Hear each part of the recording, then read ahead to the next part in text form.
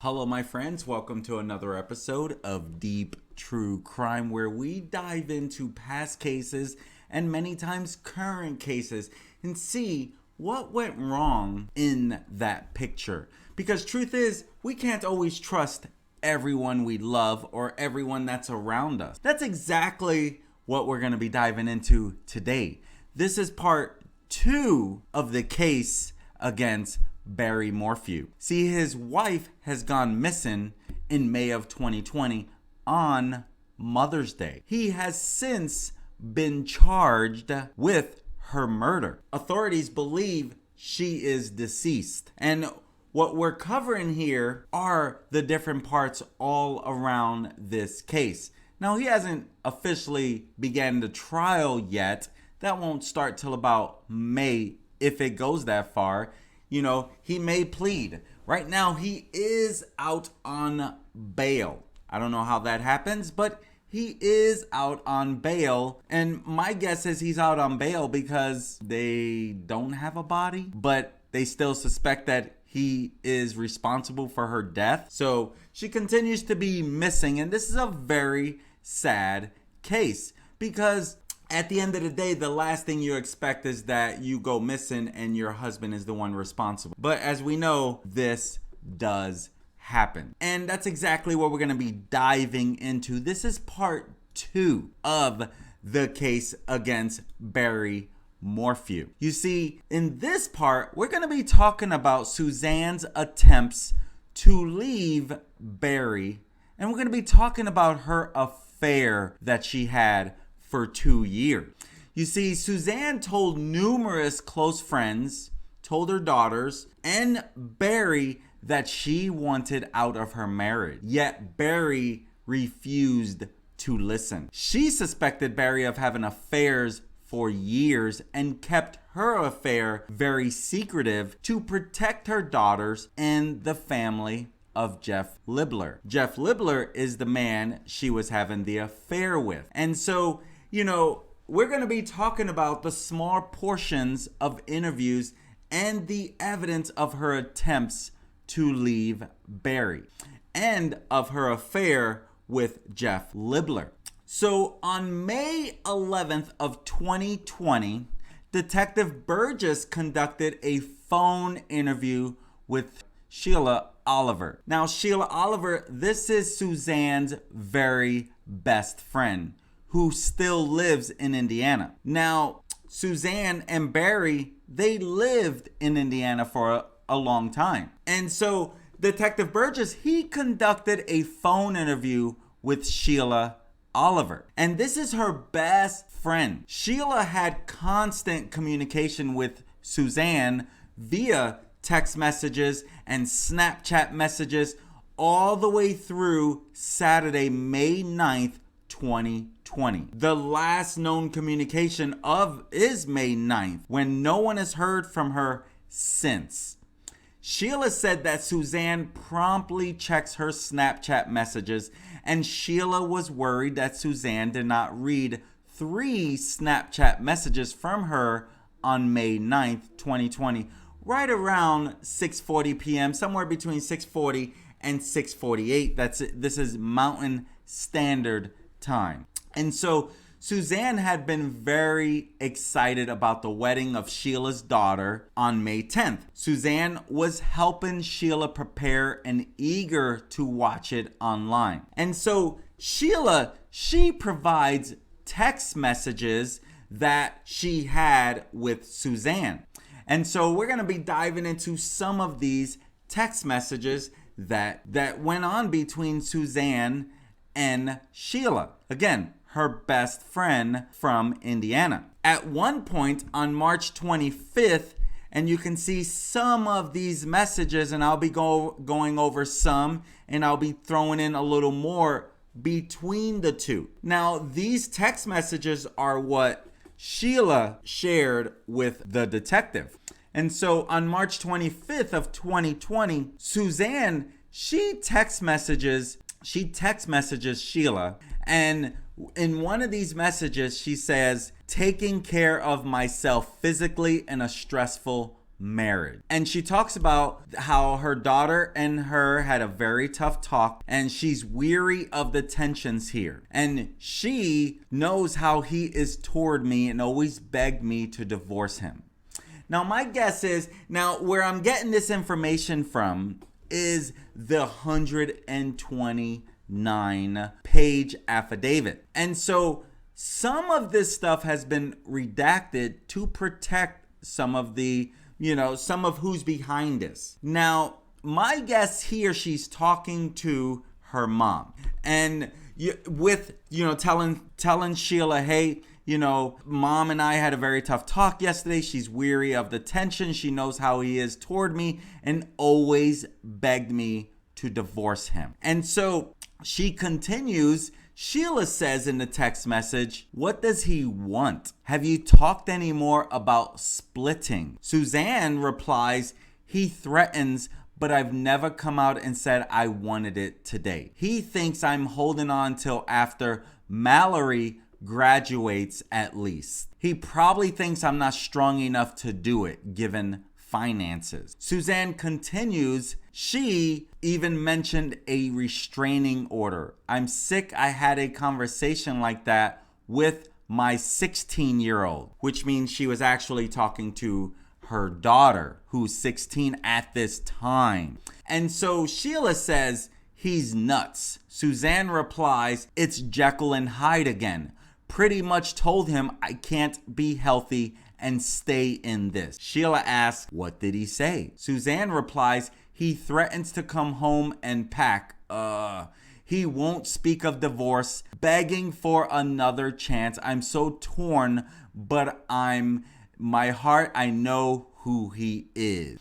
And that's part of what her back and forth. And some of that you can see on this screen in front of you. And, part of that, this is part of where on April 22nd of 2021, later after this, FBI agents informed Barry of this message that between Sheila and Suzanne, that Suzanne discussed divorce with him. And Barry states that he did not recall that discussion because if you watch part 1, I shared with you that he tells the FBI we never talked about divorce. And so this is kind of them catching him in his lie, where he would later kind of, alter his memory a little bit, should I say. And so during the interview, Sheila also tells Detective Burgess that she was so concerned with Barry's behavior that she purchased a spy pen for Suzanne, and she gave that spy pen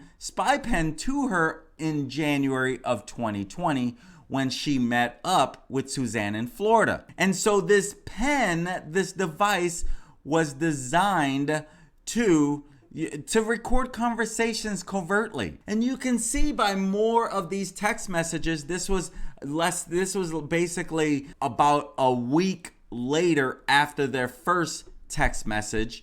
And you can see some of what was discussed. She says, Suzanne, how are things on the home front right now? And Suzanne replies, it changes like the wind. Long text this morning of apology and declaration. It's sad. I feel bad. I don't want to cause him to have to do this.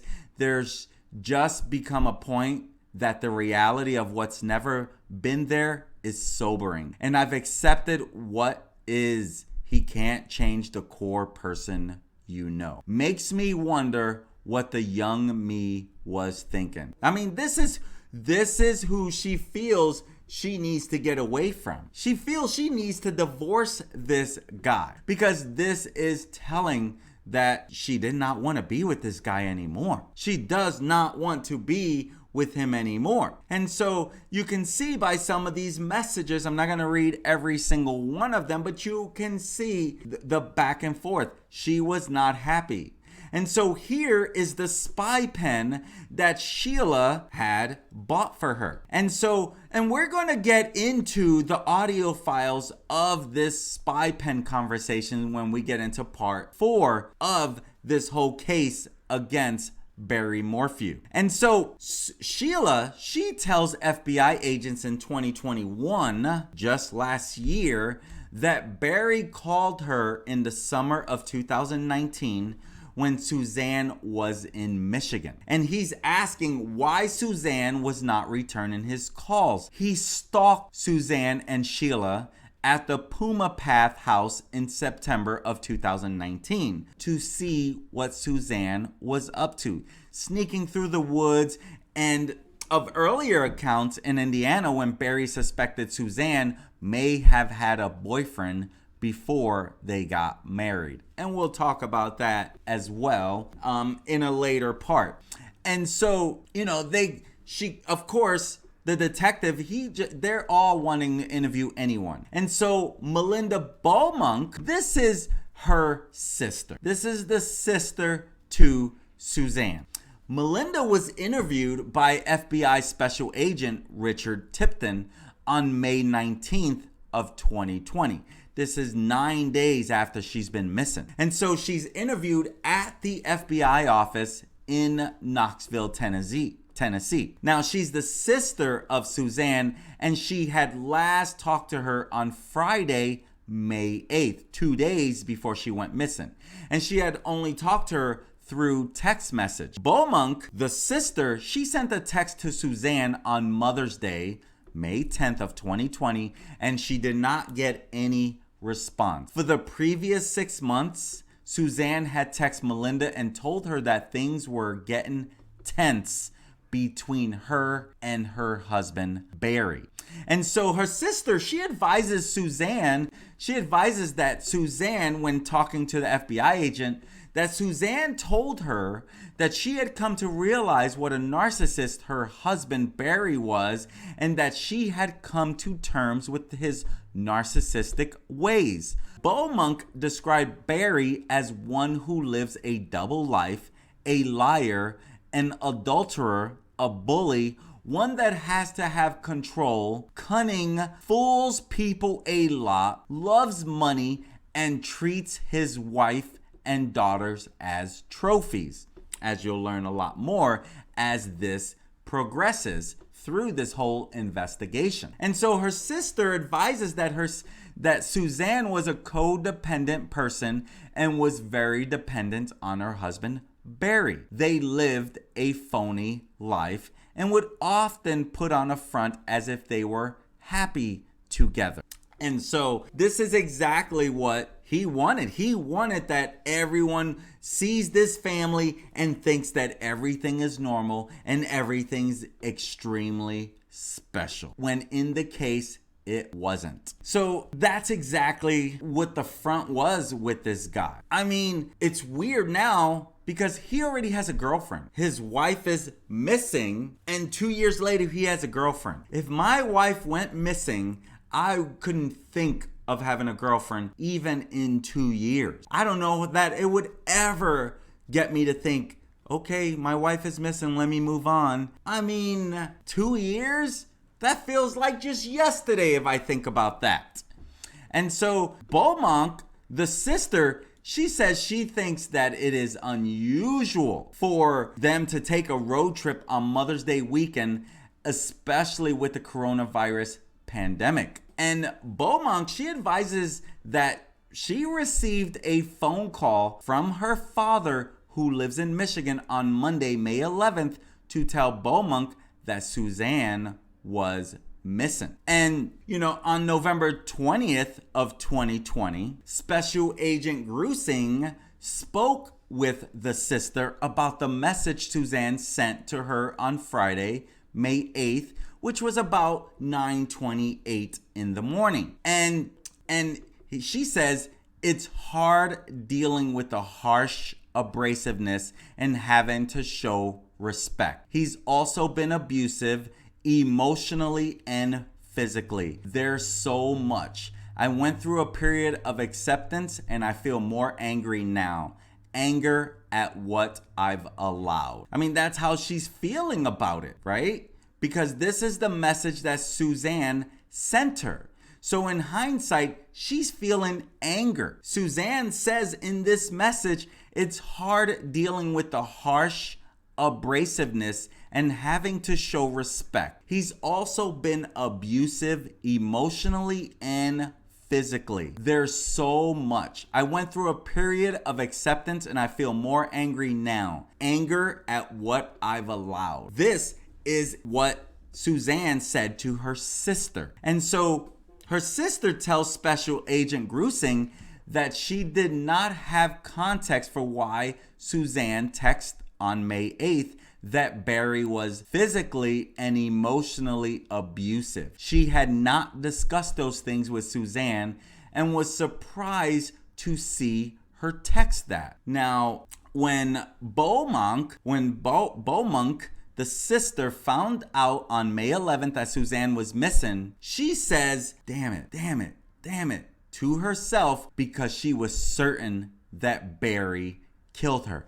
That was her first thought, that Barry had killed her. Not a good sign at all. Not a good sign at all. And so Beaumont, the sister, describes years of Suzanne being a submissive housewife to Barry in Indiana, allowing him to control their finances, and Suzanne's longtime suspicions about Barry having affairs. Now, her sister said Suzanne loved Barry and wanted to be a good wife and mother to her two girls. And, she thought the primary reason for the move to Colorado was Barry's long-term desire to move there for hunting. He loved to hunt. She thought Suzanne threw caution to the wind and moved in an attempt to save their marriage and start over.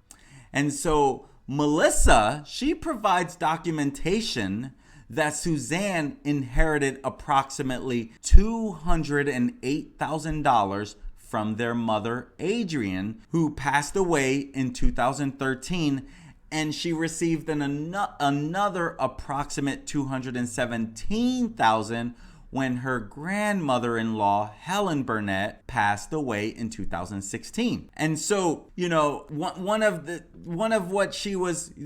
Suzanne's grievances list included multiple references to Barry controlling the finances. And you're going to learn about that when we talk about the recording of the pen. And so that's where it's like he was all about this money stuff. And this is where it's like, Suzanne, she got smart. She started realizing, I better start documenting all this stuff that's going on. Literally. So on July 7th of 2020, FBI computer scientist Brian Turner, he recovered a file from the return of a search warrant on her Apple phone, on Suzanne's iPhone. And this file appeared to contain notes that Suzanne wrote to herself in her Apple account. This was on or before Friday, May 8th. The attachment shows that the notes were backed up to the cloud on May 8th, 2020.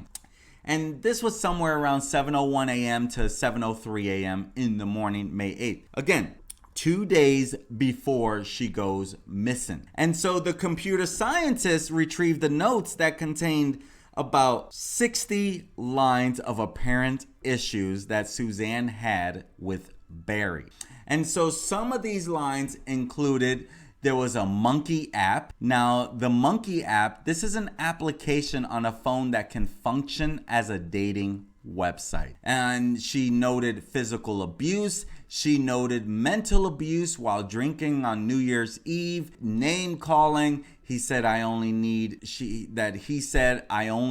for money, and women on Facebook, good for business. These are notes that she wrote down in her iPhone. Another note was lies about deer pants, unzipped, trips to Colorado, pen on hand. So I think some of that was the pen that recorded him that was in his truck on his trips. I'm guessing that's what that is, and you'll learn a little more about that later. That he wears a bear claw. He would FaceTime in Arizona angry, stalking Sheila and me in-house without telling, lied and said you needed phone to call Casey, chased me around resort and threatened, took phone. And these are her notes. So these are notes that she would understand overall, but you probably get the gist of some of these notes. She also says, not safe alone with you, can't be trusted. She noted oppressive, slams on brakes when he is angry, threatened to jump out of car, gun. These are things that she wrote as notes in her iPhone. Shame and guilt daily for not meeting expectations. Nothing to do with infidelity. Everything to do with your character and who you are at core. This is what she's saying. Your lack of control over me equals insecurities equal a sick relationship. Interesting. Act like I'm intruding in the garage. Verbal abuse. Writing checks for cash out of business account. Writing money from invoice account without asking or discussing. So if that tells you anything, not looking good. Wiring money from invoice account without asking or discussing. Monex in your name only, which he does get a check later from that, and we'll talk about that because I believe that was in evidence. And so this is what he was doing to her. And there's even more notes. I'm not going to read every single thing, right? And so those are a lot of the notes that he was sharing, that she was sharing to back up what was going on in this home, in this relationship. And so, the investigators are going to do so much more research. So May 6, 2020, they find a message that is in evidence. And so they had a search warrant for Barry's Verizon phone, and it was searched by the FBI examiner, Jim Stevens. And he found an image that Barry likely swiped the message off his screen, and the swiped image was inadvertently saved. Now, this message was not recovered separately in Suzanne's phone or Barry's phone. It was just a screenshot. The image appears to be a message from Suzanne to Barry. And the date of the message was May 6th at 10:13 a.m. And she says, I'm done. I could care less what you're up to and have been for years. We just need to figure this out civilly. And that's where it's like, okay, interesting. And so now more is coming out that he said, we were never talking divorce. We had a perfect marriage. And now the proof is coming out. And so Suzanne has an affair with this man you see right now, Jeff Libler. You see, upon the recovery of Suzanne's spy pen, Special Agent Grusing and Special Agent Kenneth Harris began prioritizing anyone named Jeff in Suzanne's social media phone records or other accounts. Because on the pen, Suzanne spoke to an unknown male named Jeff. Now, while she was in Florida and finding out is he her lover, but there was no last name, there was no phone number that was provided.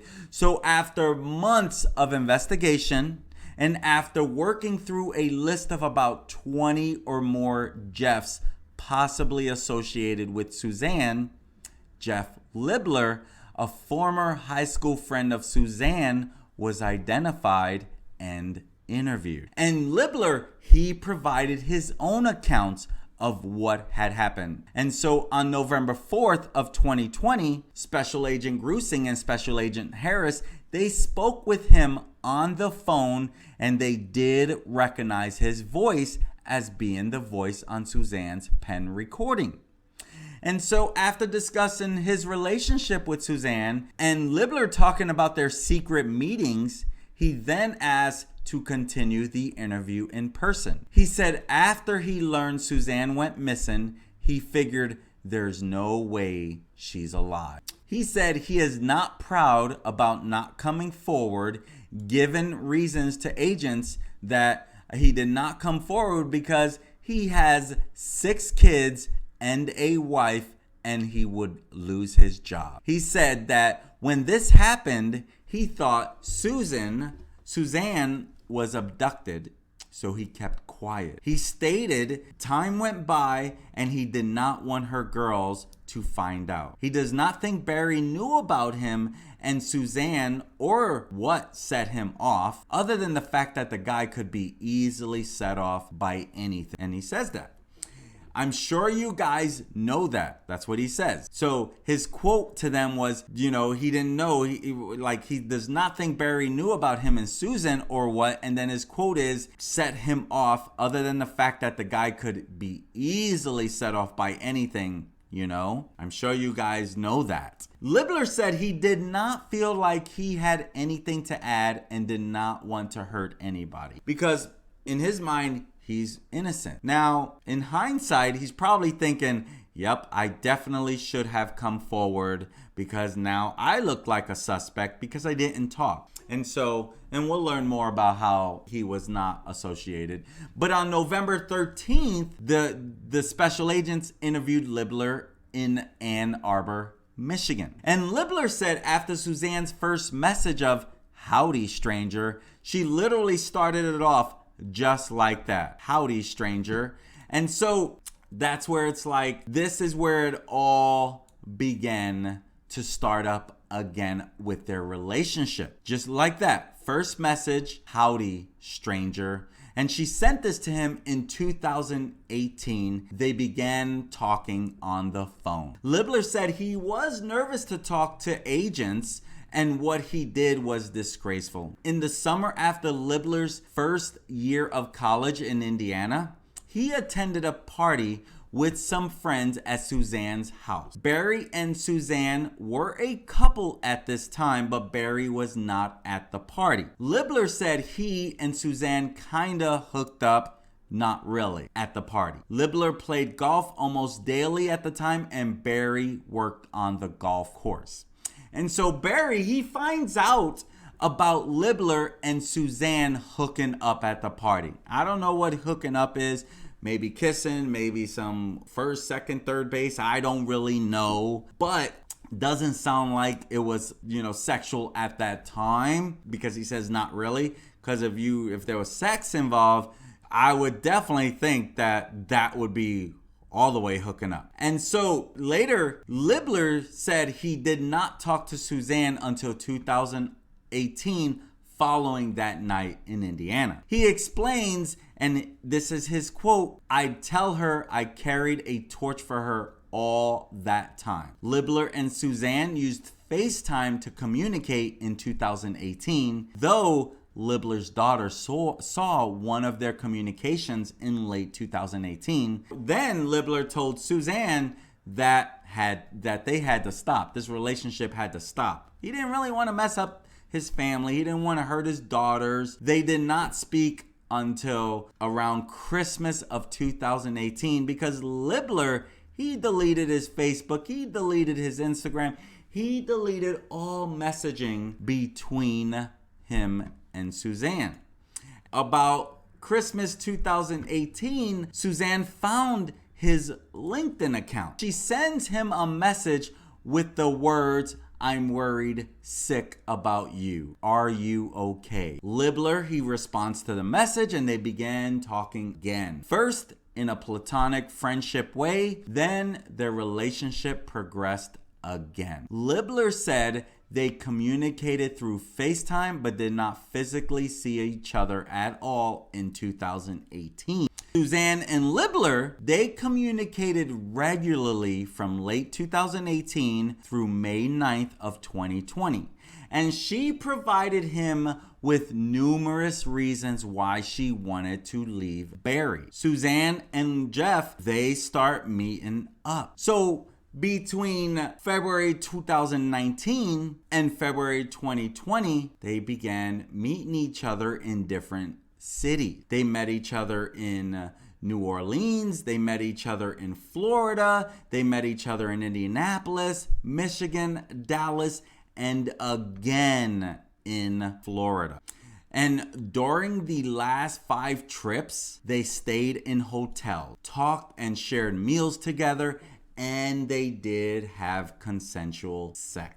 Libler, He did not travel at all to Colorado to see Suzanne, partly because Suzanne said Barry has surveillance cameras all around the house, which I showed you that in part 1. Libler shares, here's what she told me about her relationship with Barry. Not good, lots of fights, very argumentative, felt like it was horrible for her health mentally. Libler asked Suzanne if she felt afraid Barry would hurt her, and she answered he would never cross that line. He's learned. Almost like something happened previously and she would never let him cross that line again. So, something physically must have happened previously, because she even tells her sister something physically had happened, but she didn't get into detail. And so, Jeff, he doesn't know if Barry shoved her or hit her or anything like that.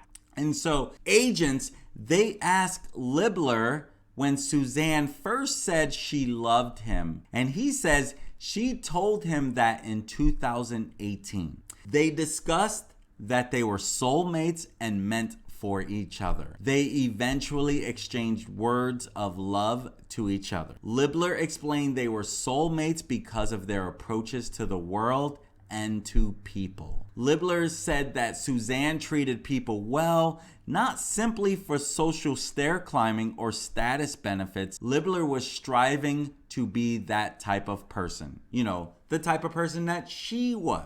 And he stated he was not a good person, though he was horrible for having this relationship with Suzanne. And this is very, very true, right? Because let's be real. Nothing warrants anyone dying. It should not lead to all of this. Literally, it should not lead to someone dying. And so when agents asked Jeff how Suzanne took steps to be careful about Barry knowing her travel activities, he said when Barry called, Jeff would leave the room. This happened once in Suzanne's hotel room in New Orleans. And agents, they asked Jeff what other steps did they take to conceal the relationship from Barry. And he responded that we talked all the time about protect for the kids, for family, all that stuff. Suzanne knew when Libler was going to be working in his car, and he never initiated conversation with a phone call or a text. They communicated through his LinkedIn account in 2019 to determine when they could FaceTime. And so agents, they asked Jeff if Suzanne ever spoke about leaving Barry. He said Suzanne's plan was to get out of the house and to college before Suzanne would probably go on her own. Libler and Suzanne talked about one day being together. She told Libler this was not about him. Her quote was, "It's about her getting away." He said Suzanne was not happy mentally. She could not take it, and it was wearing her out. And so Libler, he had a corporate LinkedIn account, and he created a second account to use to communicate with Suzanne. They stopped talking on the phone in December of 2019. Libler deleted his second LinkedIn account, and after Suzanne disappeared, when he thought she was abducted. So he was trying to get rid of any trace that they would connect him. He should have just came out. I get I don't want my wife, I don't want her kids, I don't want anyone. But come on, dude. If she's gone, they're going to find you. You're better off bringing it up before them having to look for you. But again, they've pretty much written him off at all as a suspect. At all. And so I don't know if he was ever a person of interest, but they definitely writ him off like and we'll get into it a little more anyway. But so he deletes his second account after she disappears when he thought she was abducted. And so he says, I didn't want her legacy to be she had an affair with this guy. Well, you should have still came forward, I have to say. And so Libler and Suzanne, they stopped talking over the phone, as we mentioned, and we can't use the phone anymore, she said to him. Barry, watches everything I do, and I'm afraid he's gonna find out. And so Suzanne, she mentioned an incident when she was on the beach in Mexico listening to music on her phone, and Barry was suspicious of her. This is according to Libler. She started handing her phone over to him and told him, do whatever you want, go through it. And so they find other means of communication. You see, Libler and Suzanne, they started using this WhatsApp app. It's an application that Facebook owns. They start using this app so that they can talk and leave messages, but there was no phone record of it. This is kind of a secure way to communicate through there without, worrying about being hacked or people seeing your messages and all that good stuff. And so that's probably why they can't get much information. But Libler did not think there would be call records of them talking past December 2019 because they went to the WhatsApp. And so they really didn't communicate much after that. And so Libler, in October, Libler had a sales meeting in Dallas and Suzanne went there. So in October of 2019, Libler had a sales meeting in Dallas and Suzanne was traveling to Phoenix. She left a day early and went through Dallas, staying at the same hotel Libler stayed. This is the Galleria in northern Dallas with the ice rink inside. They spent 2 nights at the hotel together. Suzanne was going to the Phoenix conference to become a certified fitness instructor with the mindset of, and this is what he said that she told them, what am I going to do if I leave him? She talked to Libler about Barry's moods and anger, saying as long as he gets what he wants, everything is fine. Libler said he and Suzanne had a mutual understanding not to dive too much into problems they had with their spouse. Now, Libler, he knew Suzanne had discussions with, her daughter and her family in March or April 2020 about separating from Barry and getting a divorce. And Suzanne told Barry, I just want peace, explaining she wanted it to be peaceful for the girl. And Libler thought that in February of 2020, Suzanne was wanting to break out of her own, but still wanted to wait until the oldest daughter graduated. And Libler said Suzanne felt some shame that she had so much materially and spoke with about life transformation. And so that's where she's thinking, she's already thinking, this is not good for me. I need to figure out a way out of this, right? And so she's trying to figure out, how do I get out of this mess? And so she talks about leaving him. She wants to leave him. She's not happy. She's ready to go. And so she talks of leaving Barry and she's not too sure what's going to happen, but she knows that I need to do something. I cannot stay in this. And so, of course, Barry, he held things over her head, like the huge houses and the Range Rovers over Suzanne's head. And Barry told her things like, I provide these things for you. You have the greatest life. You have everything. What more do you want? She was not happy. He's holding things over like $1 million home, which you can see his home did finally sell. I think it sold for literally what it was trying to go for, $1.7 million. And so he threw that over her. He held that over her head.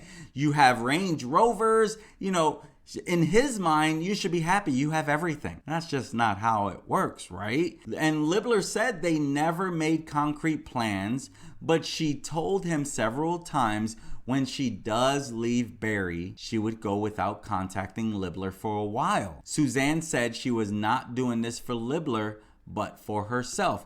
She wanted some time to think about all of this and go through the process of healing. And that's exactly what things were going on. And she was worried. She was worried sick. And so Suzanne, she talked of leaving Barry, and it was like a wave with like a higher frequency of waves. And this is what Libler said. Suzanne had faith that God would provide for her and she would figure it out. And Libler did not know she had an inheritance until he read about it in the media. And in March through May of 2020, Libler and Suzanne talked a lot about mountain biking, and he even looked up trails online in Colorado. And they sometimes talked before Suzanne went for a ride. And this is what's interesting. If you follow part one, if you saw part one, I'll make sure that I put it in the comments so that you can follow that. But Suzanne put her bike in her car on her way to the trailheads and did not often ride in her own neighborhood. She normally rode in the evening for about half an hour or 40 minutes, which if you followed part one, the car stayed at home.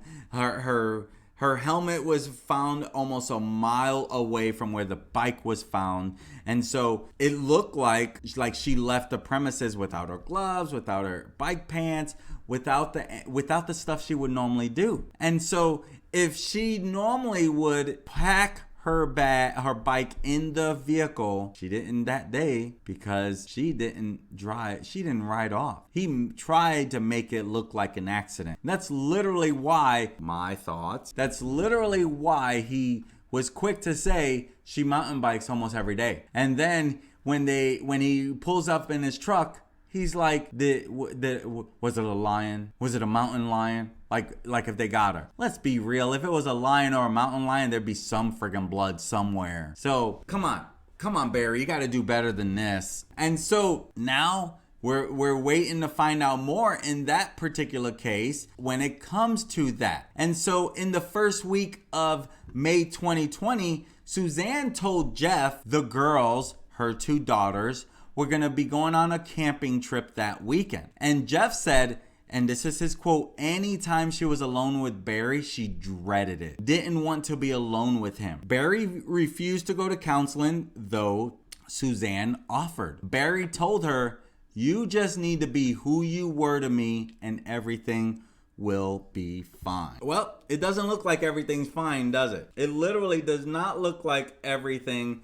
has turned out okay. And now we continue to wait to see what happens. But the daughters go on a camping trip, not going to be back for a few days. They actually do try to come back on May 10th on Mother's Day, the day that she goes missing. And so Libler said, Jeff, when asked, what do you think happened? Of course, detectives always ask this question.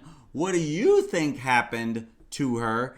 He thought two things could have happened to Suzanne. He, referring to Barry, either learned about us and snapped, or maybe she told him she was gonna leave him. And agents, they asked Libler what Barry's reaction was when Suzanne mentioned she wanted to separate from him. Libler responded he was very much against it. She would say, because he wants everything to look perfect on the outside. And that's another reason why he was so upset and didn't want her to leave, because he wants everything to look perfect. Libler, truth is, he does not believe that Suzanne reached out to him with the intention of having a boyfriend. And it was more like, I don't know that he was probably looking for a boyfriend, or that she was looking for a boyfriend. She probably was looking for someone to talk to about everything. And this was like, I mean, he went to school with Barry. They kind of both were even in the 1985 newspaper column together. They all kind of knew of each other. That's where it's a little bit interesting that this would all happen like that. That they would even come to find out that they were actually in a paper together, Barry and Jeff. That's interesting on its own, I would say. Now, Jeff is, as he's continuing his interview, he says, no, I don't believe that Suzanne reached out to me looking for a boyfriend. He describes Suzanne as beautiful, kind, someone who treated people well, and a good listener. Traits that attracted him to her. Libler said Suzanne is naive in some ways because she assumed the best of people and did not see what lies beneath. And truth is, isn't that the truth? Because she said that he should have learned a lesson the first time that he physically abused me, right? And so she trusted nothing like that would happen again. Well, that trust caused more problems. This is why I do this channel, because you never know who around you is going to hurt you. You never know. You never know that next person that is going to do some type of harm. And so the purpose of this channel is to help raise awareness of what could possibly go wrong. And that's literally why I do this channel. And so, while Suzanne lived in Indiana with Barry, Barry did act suspiciously like he was having an affair. And Libler added, saying, and then I can tell you, too, over the last year, she's like, I'd love for him to find a new girlfriend.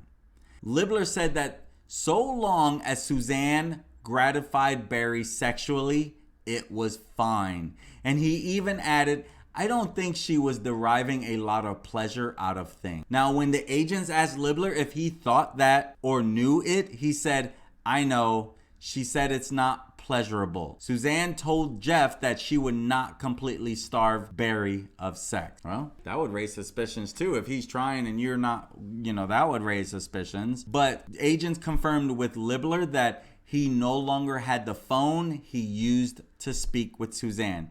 He says that in June 2020, he dropped his phone on his stone steps and the faceplate shattered. Libler sent the phone into his company and they sent him a new one. The phone the company sent Libler had all the same corporate apps on it as his previous phone, but none of the personal apps.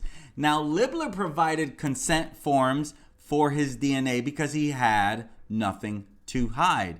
And so Libler's DNA was collected, and to this date, there has been nothing has matched any known item of evidence collected in the case. So they have nothing to point towards him at all. And so they get a search warrant for LinkedIn and WhatsApp, and they receive records for Suzanne's LinkedIn account with photos and texts shared between her and Libler, and see that between Libler and Suzanne, there were 59 communications to each other on Saturday, May 9th. So they were texting with each other quite a bit that day, with the last outgoing from Suzanne occurring at 2:11 when she messaged, I'm on WA, which is for WhatsApp. And Libler, he sent response messages at 2:39 p.m., 2:46 p.m., and 2:47 p.m.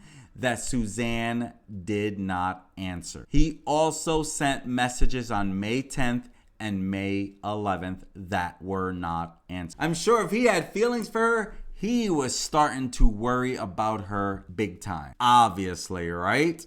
And so they were communicating a lot, okay? Suzanne sends him a message at 2:11 and she messages, I'm on WhatsApp, and he responds at 2:39, 2:46, and 2:47, but she never replies back. Now, Verizon records contained 738 calls between Libler's and Suzanne's phone between October 2018 and December 2019. Now, remember, Jeff says that there should not be any more phone calls since December 2019. Suzanne called him 74 times under international calls from the Cayman Islands between January 14th through the 18th of 2019. And so on December 18th of 2020, agents contacted Jeff by phone and showed him some of the results of the LinkedIn messaging and photos between him and Suzanne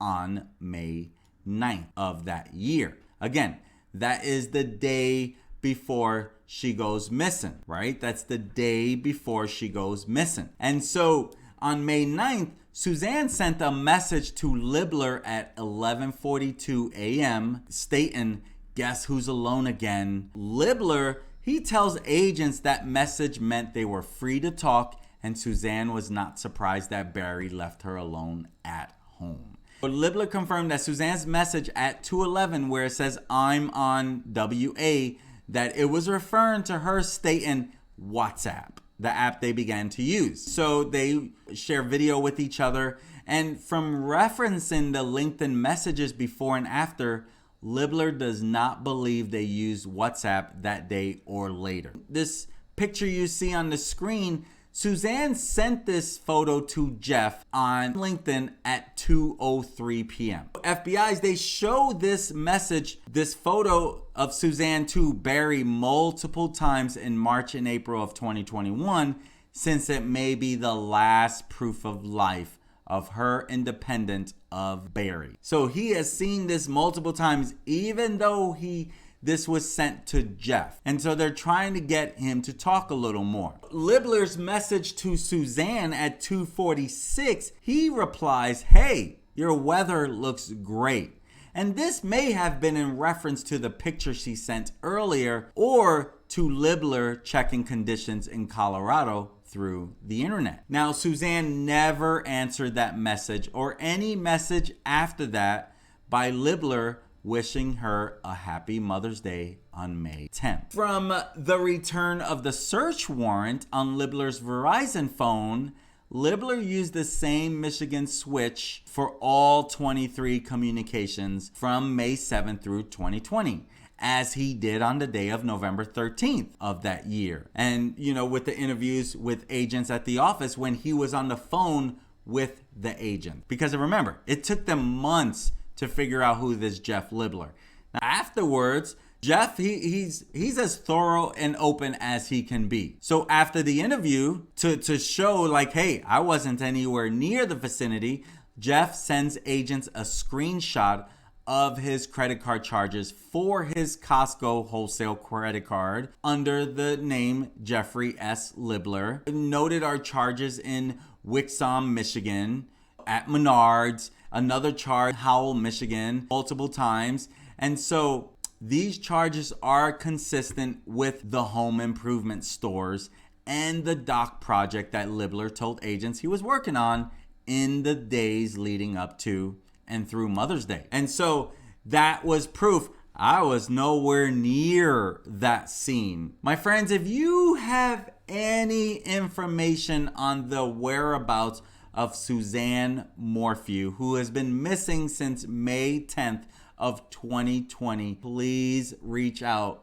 to anyone. You see the screen on you can see on your screen the telephone number to contact. Please, if you know anything of the whereabouts, let the authorities know. We cannot let Barry get away with this. We need justice for this wonderful lady. Granted, she did something wrong by having this affair, and she, for a long time, was having troubles trusting him. She believed that he had a lot of infidelity over in Indiana. She lost a lot of trust. She wanted out. She was unhappy, and that's probably what led down this road. And sometimes it's hard to get out of a marriage, even when you're unhappy, especially her being a Christian woman. But truth is, this video is not about judging her. I could care less that she did that. That has nothing to do with this. She needs justice. She needs justice. We need to find her. Barry knows where she's at. And living out there in the mountains, sometimes, I don't know. I don't understand how people can get away with hiding a body. I don't understand. But we need justice. Please pray for her, that they find her. Let's find her. Let's bring justice for Suzanne. My friends, I'm Manny Rodriguez, and make sure that you smash that subscribe button and click on that notification. And that way, this lets YouTube know you got some value. And hey, when I upload part 3, which we will definitely be diving into it, we're going to be talking about Barry's initial statements that he later was caught on some of his lies. And that's exactly what part 3 will be about. My friends, I look forward to serving you again. Have an amazing day. I'll talk to you later. Peace.